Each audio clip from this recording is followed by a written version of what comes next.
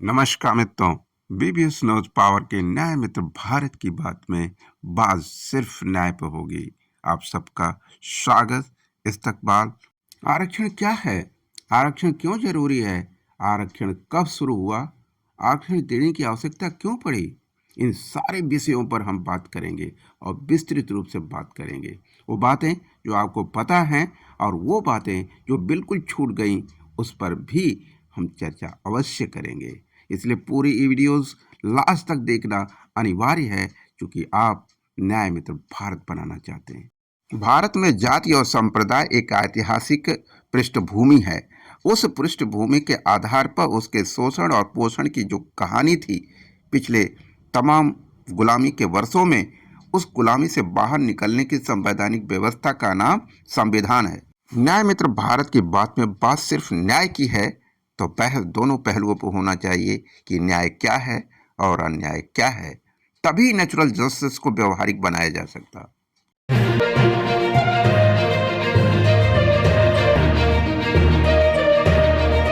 सदियों से कुपोषण और कुशासन की व्यवस्थाओं से ग्रसित दलित बहुसंख्यक भारतीयों के ऊपर हो रहे अत्याचार से बाहर निकलने का संवैधानिक संरक्षण की व्यवस्था का नाम संविधान है। आरक्षण एक संवैधानिक संरक्षण है, इसके सिवाय कुछ भी नहीं।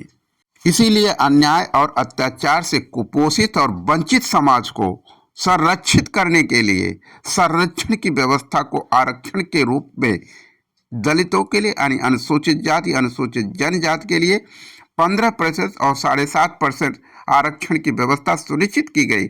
बाद में ओबीसी को भी अदर बैकवर्ड क्लास यानी मिडिल क्लास सोसाइटी को ओबीसी के पर्दे पर इन्वॉल्व किया गया और पूरी सीमा आगे चल करके 50% में सीमित कर दी गई और उसके लिए तर्क दिया गया संवैधानिक सभा द्वारा।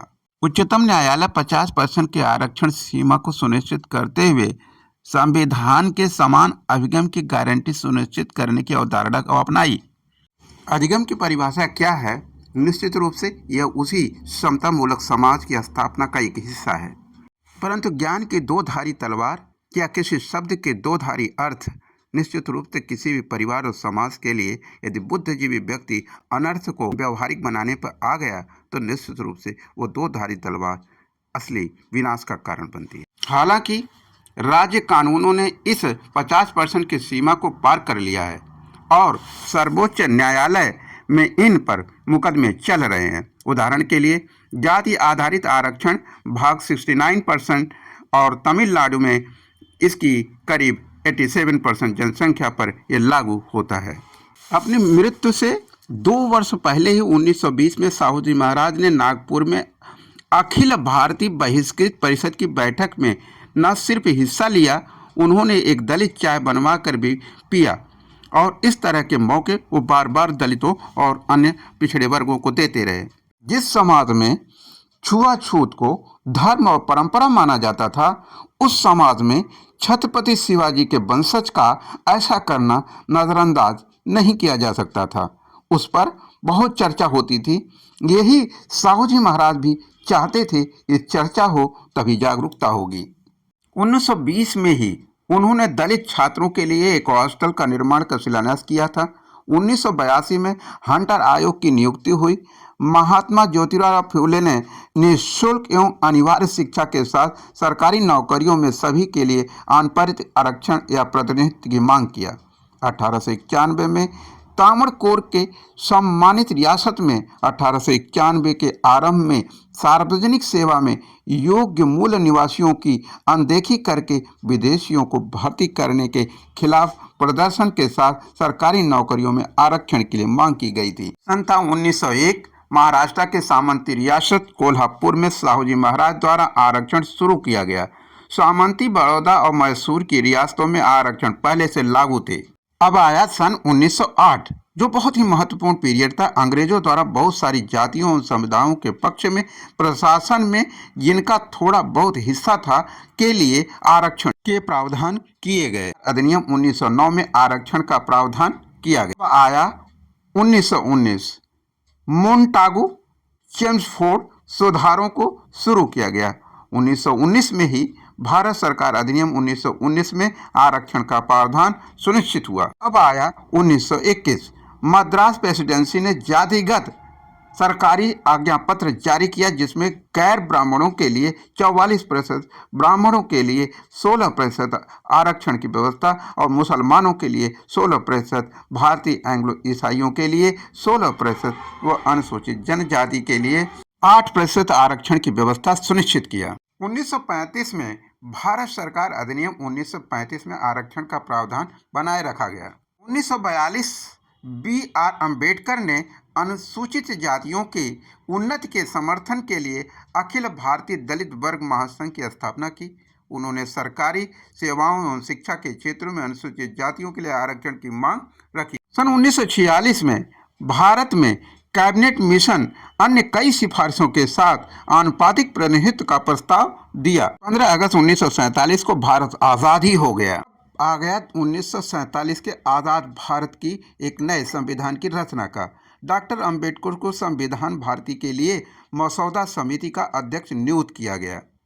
भारतीय संविधान ने केवल धर्म, नस्ल, जाति, लिंग और जन्म स्थान के आधार पर भेदभाव का निषेध करता है, बल्कि सभी नागरिकों के लिए समान अवसर प्रदान करते हुए सामाजिक और शैक्षणिक रूप से पिछड़े वर्गों व अनुसूचित जाति और अनुसूचित जनजाति के उन्नति के लिए संविधान में विशेष धाराएं रखी गई हैं।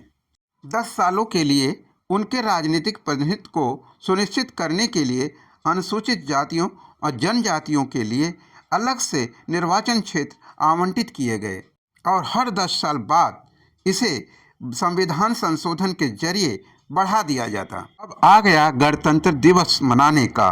26 जनवरी 1950 भारत के संविधान के गणतंत्र की स्थापना का वो पर्व आ ही गया और पर्व मनाया गया। भारत का संविधान व्यवहारिक बनकर जमीन के भारत के भविष्य की बुनियाद को मजबूत करने में अपनी पहली सिग्नेचर कर ही दिया। प्रगति का कारवां शुरू हो चुका था। अब सन आ गया 1953। सामाजिक एवं शैक्षणिक रूप से पिछड़े वर्ग की स्थिति का मूल्यांकन करने के लिए कालेलकर आयोग को स्थापित किया गया।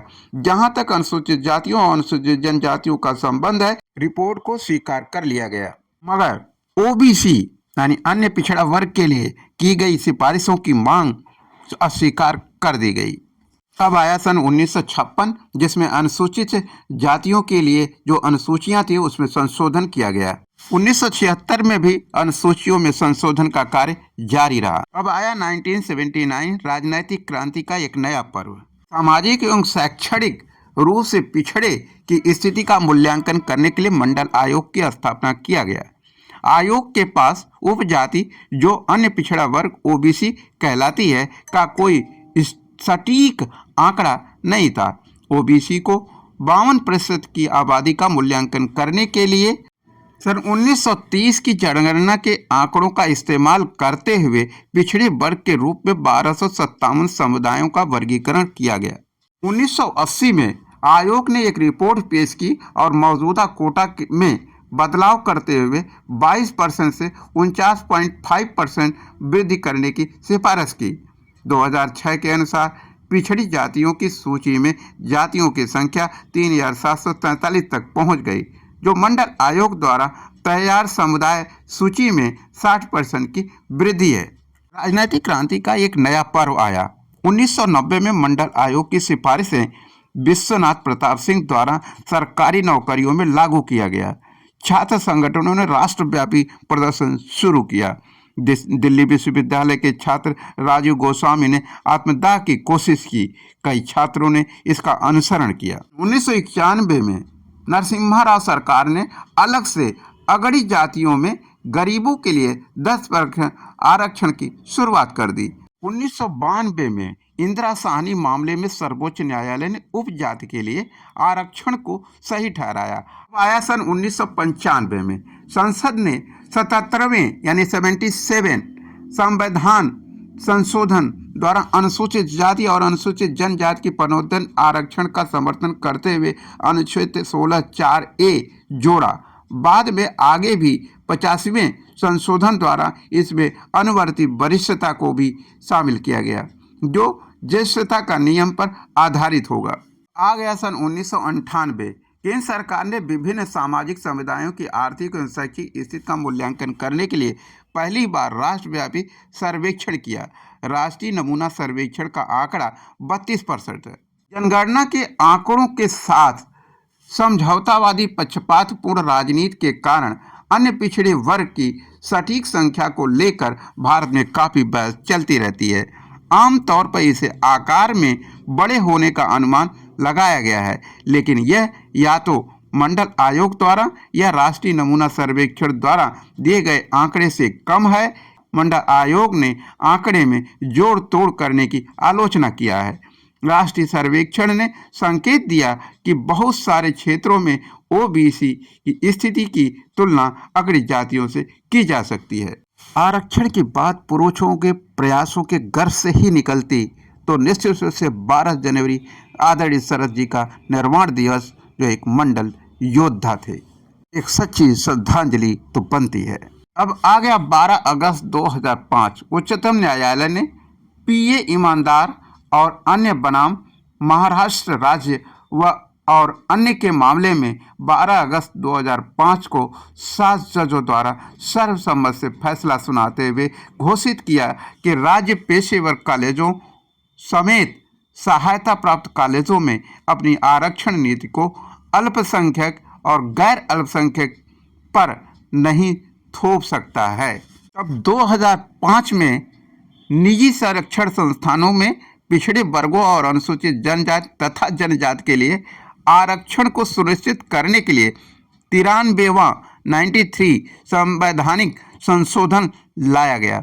इसने अगस्त 2005 में सर्वोच्च न्यायालय के फैसले को प्रभावित रूप से उलट कर दिया। 2006 सर्वोच्च न्यायालय के संविधान पीठ में एम नागराज और अन्य बनाम यूनियन बैंक और अन्य के मामले में संवैधानिक वैधता की धारा 16(4)A, 16(4)B और धारा 335 के प्रावधान को सही ठहराया गया। सन 2006 है जो आरक्षण का एक विशेष मोड़ लेता है। 2006 में केंद्रीय सरकार के शैक्षिक संस्थानों में अन्य पिछड़े वर्ग के लिए आरक्षण शुरू हुआ। कुल आरक्षण 49.5% तक चला गया। हाल के विकास को भी देखना होगा।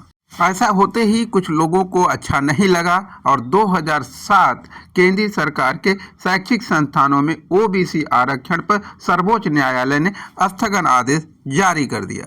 क्रीमी लेयर को पहली बार केरल राज्य बनाम एनएम थॉमस मामले में 1975 में जो बनाया गया था, जब एक न्यायाधीश ने कहा था कि आरक्षण के लाभ पिछड़े वर्ग की शीर्ष मलाईदार परत से छीन जाएंगे।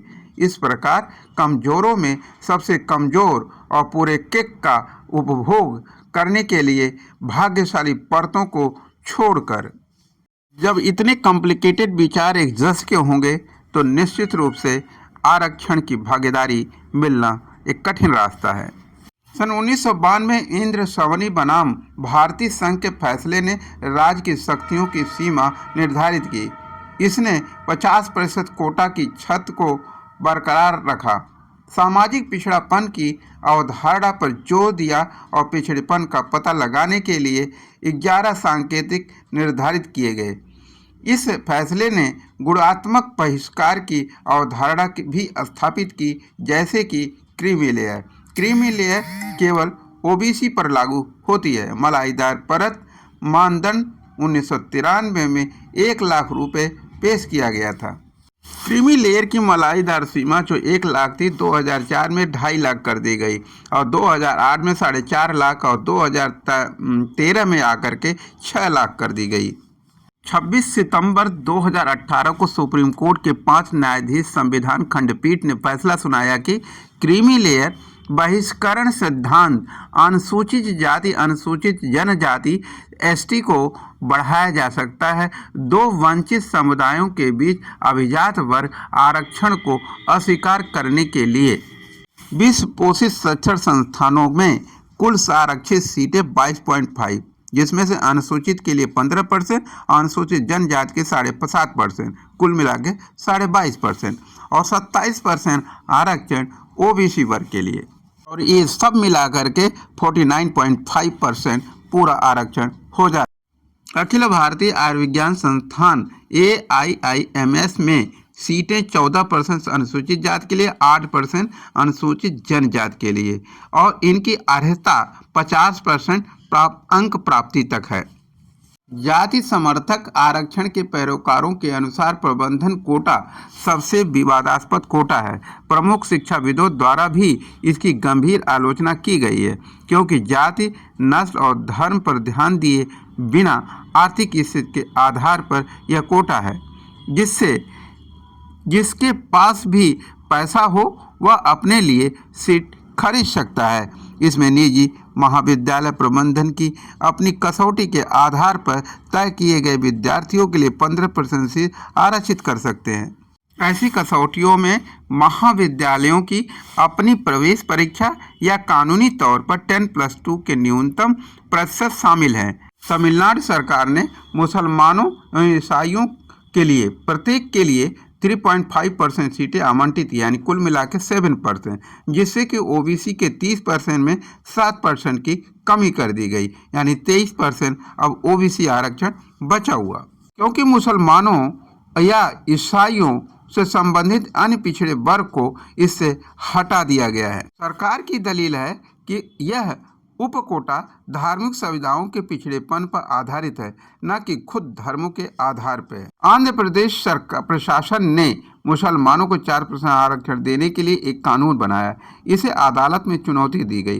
केरल लोक सेवा आयोग ने मुसलमानों को 12% आरक्षण दे रखा है। पूर्व स्नातक महाविद्यालयों में आरक्षण की व्यवस्था JIPMER जैसे संस्थानों में स्नातकोत्तर सीट के लिए आरक्षण की नीति उनके लिए जिन्होंने JIPMER से MBBS पूरा किया है। एम्स में उनके 120 स्नातकों सीटों में से 33% सीटें 40 पूर्व स्नातक छात्रों के लिए आरक्षित हुआ करती हैं। इसका अर्थ यह है जिन्होंने एम्स से MBBS पूरा किया उन प्रत्येक छात्रों को स्नातकोत्तर में सीट मिलना तय है। इससे अदालत द्वारा अवैध करार दिया गया। अब बात करते हैं स्वतंत्रता सेनानियों के बेटे बेटियों पोते पोतियों के लिए आरक्षण की व्यवस्था। स्वतंत्रता सेनानियों के परिवारों के लिए 30%, महिलाओं के लिए 10%, अविकसित जिलों के लोगों के लिए 10% और स्वदेशी समुदायों के लिए 5% और विकलांग लोगों के लिए 1% आरक्षण की व्यवस्था संविधान ने दिया। वीडियो काफ़ी लंबी हो रही है, लेकिन फिर भी सूचना बहुत ज़रूरी है, इसलिए अब बात करते हैं NRIs के लिए। NRIs के लिए छोटे पैमाने पर सीटें आरक्षित होती हैं। उन्हें अधिक शुल्क और विदेशी मुद्रा में भुगतान करना पड़ता है। उन्हें 2003 में NRI आरक्षण IIT से हटा लिया गया था। विभिन्न संगठनों द्वारा उम्मीदवार प्रायोजित होते हैं जो सशस्त्र बलों में काम कर चुके सेवानिवृत्त सैनिक कोटा उनके लिए है। कार्रवाई में मारे गए सशस्त्र बलों के कर्मियों के लिए, आश्रितों के लिए, स्वदेश लौट आने वालों के लिए, जो अंतरजातीय विवाह से पैदा हुए हैं उनके लिए, सरकारी उपक्रमों, सार्वजनिक क्षेत्र में के उपक्रमों, PSU के विशेष स्कूलों जैसे सेना स्कूलों, सार्वजनिक क्षेत्र के उपक्रमों जैसे PSU के स्कूलों में उनके कर्मचारियों के बच्चों के लिए आरक्षण। अब बात आती है पूजा स्थलों जैसे तिरुपति बालाजी का मंदिर, तिरुथानी मुरुगन बालाजी मंदिर में भुगतान मार्ग आरक्षण है। वरिष्ठ नागरिकों PH के लिए सार्वजनिक बस परिवहन में सीट आरक्षण है। 1999-2000 चक्र के अनुमान में देश की आबादी के लिए 36% हिस्से की अन्य पिछड़ा वर्ग OBC के रूप में परिभाषित किया गया। मुसलमान OBC को हटा देने से अनुपात 32% हो जाता है। राष्ट्रीय परिवार स्वास्थ्य सांख्यिकी NFHS द्वारा 1998 में किए गए सर्वेक्षण ने गैर मुसलमान OBC का अनुपात 29.8% बताया। निरीक्षण समिति द्वारा अपनी अंतिम रिपोर्ट में और डॉक्टर योगेंद्र यादव द्वारा इन सर्वेक्षणों को बड़े हद तक स्वीकार किया गया था। निरीक्षण समिति ने अपनी अंतिम रिपोर्ट में इन सर्वेक्षणों का बड़े पैमाने पर इस्तेमाल किया। हमारा मुद्दा था कि आरक्षण क्या है, आरक्षण क्यों जरूरी है, आरक्षण कब शुरू हुआ, आरक्षण देने की आवश्यकता और उसके कितने प्रकार हैं और उसकी बारीकियां क्या हैं, जो संविधान और संविधान के यूज और मिसयूज दोनों के चरित्रों का व्यवहारिक रूपांतरण आज तक जो कुछ भी हुआ वो आपके सामने है। लेकिन अब विवेक का दर्शन खुद आपको अपने अंदर झांक के करना है कि वास्तव में तर्क और वितर्क की कसौटी पर यह व्यवहारिक आरक्षण की सच्चाइयां जमीनी हकीकत के दायरे में क्या व्यवहारिक लगती हैं। क्या वास्तव में नेचुरल जस्टिस की वास्तविक परिभाषा न्यायिक अवधारणा का हिस्सा व्यवहारिक है। सैकड़ों वर्षों से शोषित समाज और वंचित समाज जो अभी पिछले कुछ सालों से जिसे दे दिया गया, वो सैकड़ों वर्षों तक किए गए शोषण की क्षतिपूर्ति कैसे हो सकता है। यह क्या न्यायिक नेचुरल जस्टिस के फार्मूले में फिट बैठता है। विचार अवश्य करें। यदि आप हमारे इस प्रस्ताव से, इस प्रपोजल से यदि आपके लिए विचारणीय है तो कमेंट बॉक्स में अपने विचार रखें। हमारे चैनल को सब्सक्राइब अवश्य करें।